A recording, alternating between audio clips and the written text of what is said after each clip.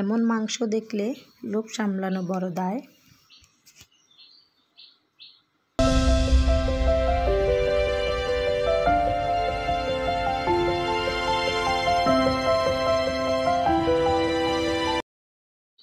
আসসালামু আলাইকুম ফ্রেন্ডস, কাছে এবং দূরে যে যেখানে আছো আশা করি ভালো আছো। তো আজকে তৈরি করব গরুর মাংস ভুনা। এখানে নিয়েছি আমি আদা বাটা, কাজু বাদাম বাটা, রসুন বাটা, এটা হচ্ছে কাঁচামরিচ তেলে রেখে বেটে নিয়েছি, আর এটা হচ্ছে সকল প্রকার মশলা বাটা একসাথে, আর এটা হচ্ছে তোমার পেঁয়াজ বাটা। তো আজকে তৈরি করব গরুর মাংস ভুনা। তো আমি হচ্ছে তোমাদের ফ্রেন্ডস ফারজানা ফিরোজ। তো দোয়া রাখি সবাই ভালো আছো। তো এই পর্যায়ে আমি কড়াই বসিয়ে দিয়েতে তেল গরম করতে দিয়েছি। তারপরে দিয়ে দিলাম তোমার বাটা পেঁয়াজ, আদা বাটা, রসুন বাটা, এগুলো দিয়ে ভালো করে নেড়ে ছেড়ে নিব। তারপরে দিয়ে দিব তোমার কাঁচামরিচ বাটা, বাদাম বাটা, গরম মশলা বাটা। এই পর্যায়ে সবগুলো দিয়ে আমি ভালো করে নেড়ে ছেড়ে নিব। তারপরে তেলটা সাথে তোমার মশলাটা ভাজা ভাজা হয়ে গেলে এই পর্যায়ে দিয়ে দিব তোমার শুকনো মরিচ গুঁড়া, তার সাথে দিয়ে দিব হলুদ গুঁড়া। তো আমি 2 টেবিল চামচের পরিমাণ নিয়েছি, কেন আমি একটু জাল পছন্দ করি। আর হলুদটা তোমরা নিতে পারো তোমাদের পরিমাণ মতো। তো যখনই দেখবে একটু তেল ছেড়ে দিয়েছে মশলা, তখন সামান্য পরিমাণ পানি দিব, 1 কাপ পরিমাণ। পানিটা দেওয়ার পরে ভালো করে মশলাগুলো মেখে নিব তেলের সাথে। এর পর্যায়ে দিয়ে দিব লবণ পরিমাণ মতো, আর দিয়ে দিব 1 মগ পরিমাণ পানি। আমি এখানে বেশি পানি ইউজ করব না, কেননা আমি মাংসটা আগের থেকে পানি জড়িয়ে রাখতে পারি নাই, সময় ছিল না। তাড়াহুড়ো করে নামিয়ে নিয়ে সাথে সাথে ধুয়ে দিয়ে দিয়েছি। এভাবে মাংস সাথে সাথে ধুয়ে দিয়ে দিলে তোমার প্রচুর পানি ওঠে, সেই পর্যায়ে পানি বেশি ইউজ করা লাগে না। দেখতে পাবে একটু পরে আমার প্রচুর পানি ছাড়বে মাংসর থেকে। তো মাংসগুলোকে ভালোভাবে মশলার সাথে মেখে নিচ্ছি।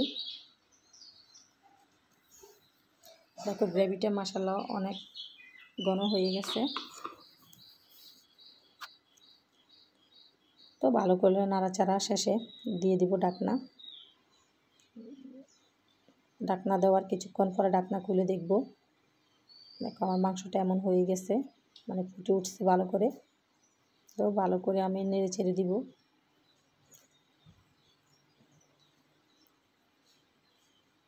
তারপর আরও খানিকক্ষণ ঢাকনা দিয়ে রাখবো।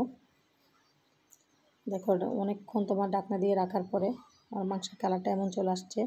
প্রায় 15 মিনিটের মতো ঢাকনা দিয়ে রেখেছিলাম এভাবে, মাঝে 2-1টা বার নেড়ে ছেড়ে দিয়েছি। খুব প্রচুর পানি উঠছে।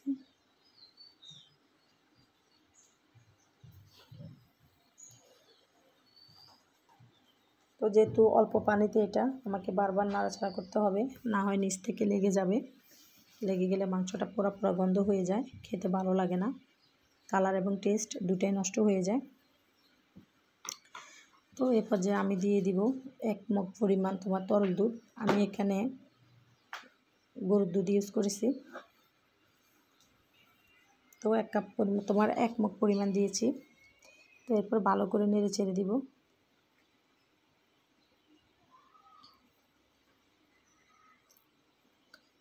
তো ভালো করে নাড়াচাড়ার পরে আমি দিয়ে দিব ঢাকনা। ঢাকনা দেওয়ার পরে দেখো আমরা প্রায় আধা ঘন্টার উপরে রান্না করছি। রান্না করার পরে আমার এমন হয়ে গেছে। তারপর তোমার দিয়ে দিব কয়েকটা কাঁচা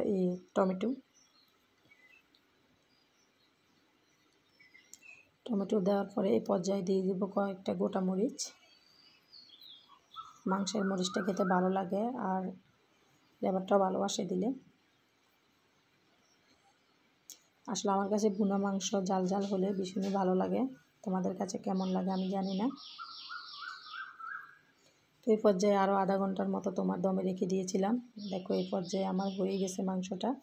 দেখো মাশাআল্লাহ মশলা থেকে তোমার তেলটা ছেড়ে দিয়েছে, কালারটা অনেক সুন্দর আসছে। তো এই পর্যায়ে নামিয়ে নিব।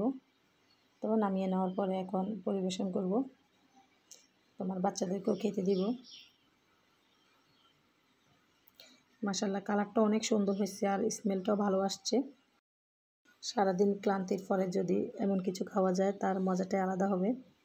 দেখো এই পর্যায়ে মাশাআল্লাহ অনেক তেল উঠছে। আমি রাত্রে রান্না করছি, জানি না ভিডিও কতটুকু সুন্দর হয়েছে। তো আমার ভিডিওগুলো যদি তোমাদের ভালো লাগে থাকে তাহলে আমাকে সাপোর্ট করে পাশে থাকবা। মাশাআল্লাহ বিসমিল্লাহ বলে খাওয়া শুরু করে দিলাম। অনেক মজা হয়েছে। সবাই ভালো থাকবে। আল্লাহ হাফেজ।